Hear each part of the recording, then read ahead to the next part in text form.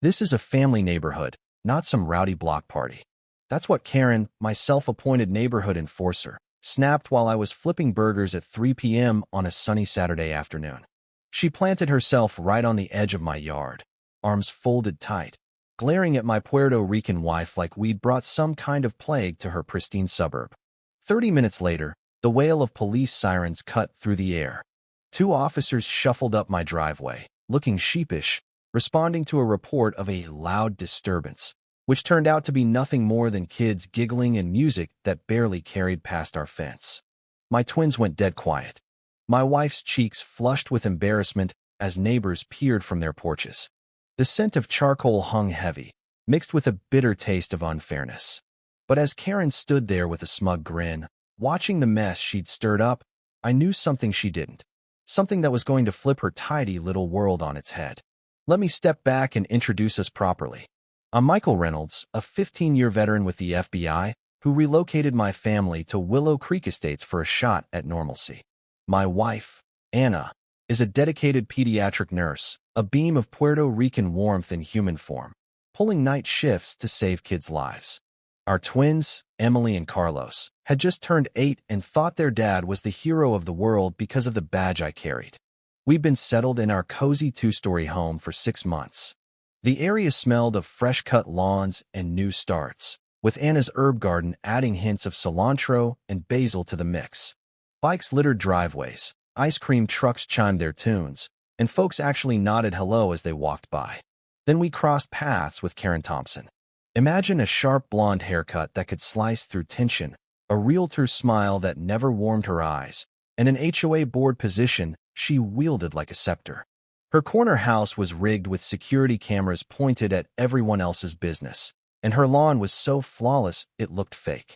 Her husband, David, was a quiet type in wrinkled suits, always dashing off to his federal job with a parking pass slapped on his Honda's windshield. The barbecue standoff was ugly, but what followed revealed Karen's real agenda. Half an hour after her snide remark, those sirens announced the cops' arrival. The lights flashed across our house like we'd committed a felony. Officer Ramirez and his partner stepped out, boots crunching on gravel, clearly uncomfortable. "Sorry to intrude, folks," Ramirez said, his voice echoing to the nosy neighbors who'd popped out to watch. "Got a noise complaint about excessive volume." Emily and Carlos froze in their kiddie pool, water dripping from their puzzled faces. Anna's hospital friends, plates in hand, stared in disbelief. The shame hit Anna hard, her face turning crimson as our casual get-together turned into a spectacle. I flashed my badge discreetly to Ramirez. His look shifted to annoyance as he glanced toward Karen's house, where she lingered in her doorway, arms crossed, soaking in our family's discomfort. "We have to check every call, but this is nonsense," I told him. "I get you're just following protocol." The slam of their car doors echoed like a final insult as they drove off. My kids stood silent, not grasping why the police had crashed their fun. Anna's hands shook as she tried to revive the party. But Monday brought the next blow. Anna pulled a certified letter from the mailbox, the envelope crisp and ominous. Inside, a violation notice in bold red. Grass too tall, kids' toys improperly stored, noise complaints from multiple neighbors. Fines totaling $200, plus $25 daily until fixed. I measured it all meticulously. Grass at 2.1 inches against a 2.5-inch limit. Basketball hoop in regulation spot. Emily's bike tucked away. It was all fabricated. HOA rules demand proof and proper process. Without photos and protocol, fines are invalid and challengeable in court. Through the window, Karen lifted her coffee in a mocking salute, watching us with rulers in hand. The aroma of Anna's stress baking filled the kitchen, garlic and sofrito frying as she coped. Our kids played on, unaware of the brewing storm. I fired up my laptop and dug in. If Karen wanted to play bureaucrat against my family, she'd learn what happens when you poke a federal investigator. 3 days later, the onslaught ramped up. Anna burst into my home office, waving another certified letter like a red flag.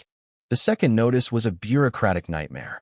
Karen claimed a follow-up inspection uncovered more infractions. Unauthorized window decorations, Emily's crayon drawing for Father's Day, recreational vehicles out of setback, the kids' scooters against the garage, and the worst, improper display of foreign symbols. Anna's small Puerto Rican flag beside our American one was deemed a threat, demanding removal. Daily fines, $50 per issue, potentially $350 a day until we erased our heritage. The letter reeked of spite. This wasn't about upkeep. It was targeted erasure dressed in legalese. I'd seen enough civil rights cases to spot the pattern. She's singling us out, Anna said, her voice trembling with fury and fatigue. The Millers have an RV on the street for months. The Garcias fly a Mexican flag twice as big. Mrs. Lee has Korean chimes that clang at dawn. I grabbed my camera and scouted the block. Anna was spot on. Karen's rules hit like precision strikes on families that didn't fit her suburbia ideal, while similar setups at white homes went unnoticed. My FBI experience screamed Fair Housing Act violations. Selective enforcement based on ethnicity could go federal. That opened doors.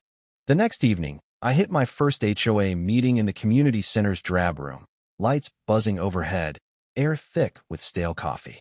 15 residents slouched in folding chairs, most wishing they were elsewhere. Karen presided like a queen. Folders of violations fanned out like weapons. When she saw me, her smile turned shark-like. "Oh, lovely," she cooed falsely. "Our newest resident wants to chat about his compliance problems." That's when I countered. "Actually," I said, standing with the poise of years and investigations, "I'm here on procedural flaws in enforcement." The room chilled as I opened my file. 3 days' worth of bylaws, county regs, and state laws. Your rules require photos within 72 hours for notices. Mine have none, no timestamps, no authentic signatures. Karen's smirk faltered. "We don't need every detail. Section 4.2 says otherwise. Plus, fines need board vote in noticed meetings per state law." When was the vote on mine? Papers shuffled nervously among board members. Karen's face reddened, clashing with her highlights. I pressed on. "I've tracked selective enforcement that smells like discrimination under federal law. Want details on which families get hit while others don't." Board phones buzzed, likely to lawyers, as the AC droned on. Then the bombshell. "Also, questions on your authority. County records show your house sits outside HOA bounds due to a 1998 survey error. Happy to request a review." Karen's mug froze mid-sip. What? Victory tasted sweet as her color drained. She'd been so busy bullying, she'd never checked her own status. Meeting adjourned. She barked, papers trembling in her hands. As folks left, Mr. Lee, the Korean elder she'd tormented, whispered thanks. "She's made our lives hell for months." Walking to my car in the cool night, I savored the turnaround. Karen had picked a fight with a Fed. She'd soon learn the cost. Karen's HOA humiliation should have ended it, but I underestimated her desperation. Her revenge struck Wednesday evening, right after Anna's grueling 12-hour shift. She staggered home smelling of antiseptic and weariness. The twins sprawled with homework when fire sirens blared. For firefighters in gear charged our driveway, detectors beeping. "Evacuate now," Captain Lopez yelled to Anna in the doorway. Anonymous tip on hazardous chemicals. Neighbors emerged as lights flashed red chaos. Anna paled, knowing a hazmat report could trigger a nursing board probe. "No chemicals here," she protested, voice breaking. "I'm a nurse. It's protocol gear." "We investigate all calls," Lopez said kindly, as his team searched while the street gawked. From our window, Karen's shadow loomed, phone to ear, reveling in our shredding dignity. 20 minutes later, nothing hazardous. Standard medical supplies, sealed and legit, Lopez announced for all to hear. Anna's nurse bag held kid meds for shifts, legal, essential, now twisted into terror. "But here's the twist," Lopez pulled me aside. "Second call from this block in weeks. Same woman's voice, targeting similar families. Pattern spotted, harassment. The prior call, Mr. Lee's house. Kimchi smells reported as chemicals." Anna overheard, gripping my arm. "Michael, if the hospital hears, they'll suspend me. My license, my everything." Stakes soared from petty to career killing. That night, I researched false reports, not just misdemeanors, but federal if crossing lines, with prison time. I logged dispatch times, patterns, demographics. Recordings would take weeks via channels. Breakthrough, Anna's co-worker called. "Someone queried HR on nurse hazmat protocols, mentioned your address." Review coming. Karen wasn't stopping at calls. She was sabotaging professionally. Anna shook, hanging up. 15 years healing kids. Now at risk from a bigot's vendetta. I noticed the Garcias adding cameras post their own emergency. Mrs. Lee snapped property pics. Even untouched white families looked wary.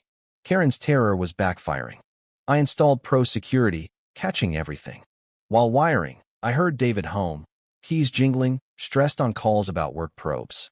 It nagged, but not yet connected. Anna found me amid docs and charts. What's the plan? Protection, I said, citing statutes.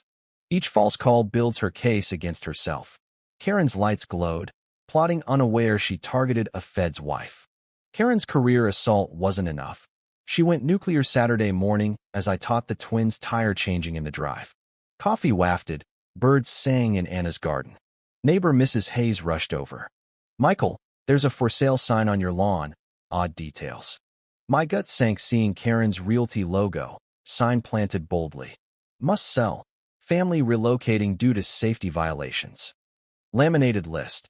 Hazmat calls, code breaches, disturbances. Emily clutched my hand. Calls flooded. Realtors offering cash for our distressed home, citing Karen's docs. We're not selling, I snapped. But in hours, I uncovered fraud. Insurance tipped on hazards, assessor on devaluation, mortgage on instability. Online listings showed our house with pro photos. Motivated sellers fleeing violations, below market. 18 hours up, 37 inquiries. She aimed to force a panic sale, profiting via her firm. I compiled evidence, screenshots, calls, timelines, wire fraud across states, felonies up to 20 years each. Digging, I noted David's stress, pacing, mentioning clearance reviews. Cross-referencing, it clicked, federal employee with clearance, wed to a criminal. If exposed, his job tanks. Anna saw my files that night. Not just stealing our house, federal crimes. Irony, his income gone could foreclose theirs. What if his job ties closer? I asked, showing searches.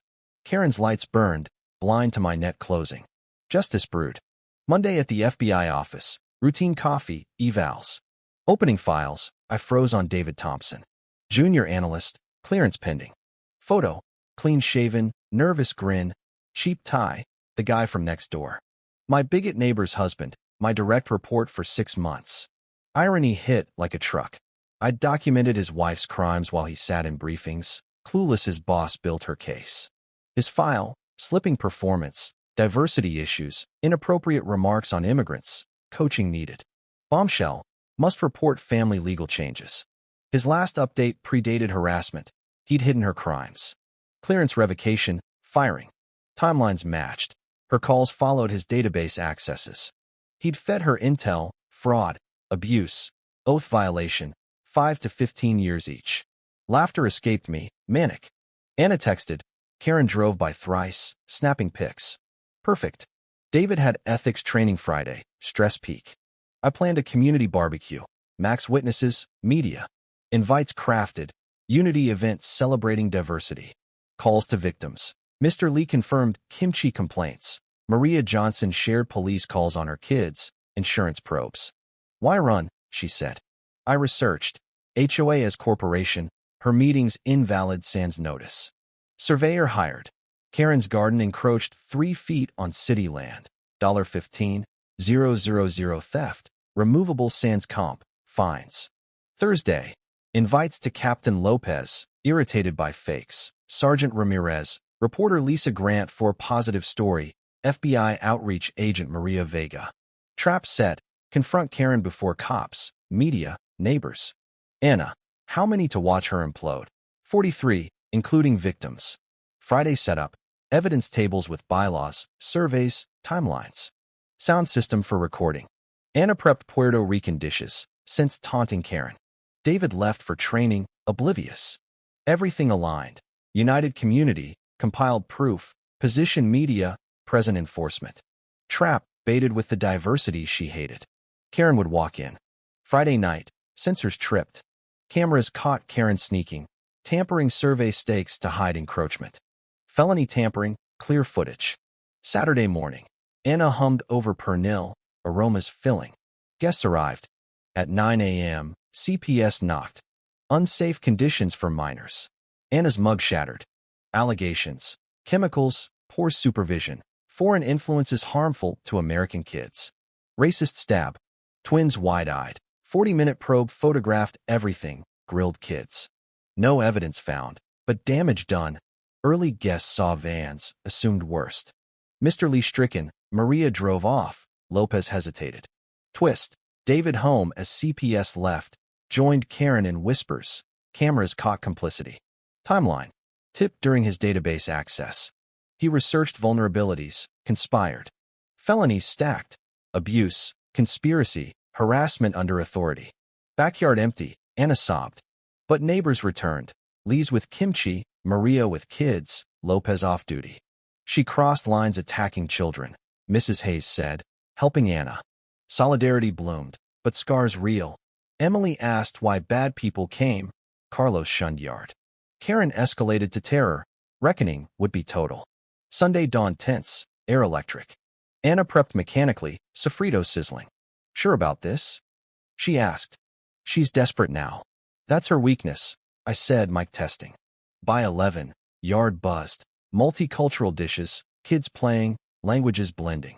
Lopez mingled, Ramirez chatted safety, Vega documented outreach, unaware of impending spectacle. Lisa Grant set up for a unity story, camera ready for drama. Noon. Karen stormed in, flanked by bored lackeys, folder waving. This stops now. Violations. Noise, health codes. Laughter faded, parents shielded kids. Lisa's camera turned. Your authority? I asked calmly. Karen Thompson, HOA board, licensed realtor. These people violate standards, probably don't belong. Glare at Anna. Lee's, racism bear. David arrived, lanyard visible, looking doomed. Vega's eyes narrowed. Fed married to racist at Fed's event. Leave, David hissed, pulling her. No, she shrieked. Won't let them ruin values. Check their immigration. Camera rolled. Witnesses heard. Officers noted. Federal violations live. Ma'am, I said evenly, something you should know. I flashed my badge, gold gleaming. I'm Supervisory Special Agent Michael Reynolds, FBI. I oversee your husband's clearance. K. Aaron blanched. David choked. I've documented harassment, false reports, fraud, rights violations. Vega advanced, alleging Fed involvement. He accessed databases for her campaign, fraud, abuse. Entrapment. Karen wailed as cuffs clicked. Rights. You had them, I said. Lost when weaponizing against innocence on race. Lopez addressed crowd. Fakes waste resources, risk lives, full prosecution. Then, your garden encroaches city land, $15,000 violation. Mr. Lee. She said we destroyed values, but stole public property. Maria. Called CPS on us, scared our kids. Anna.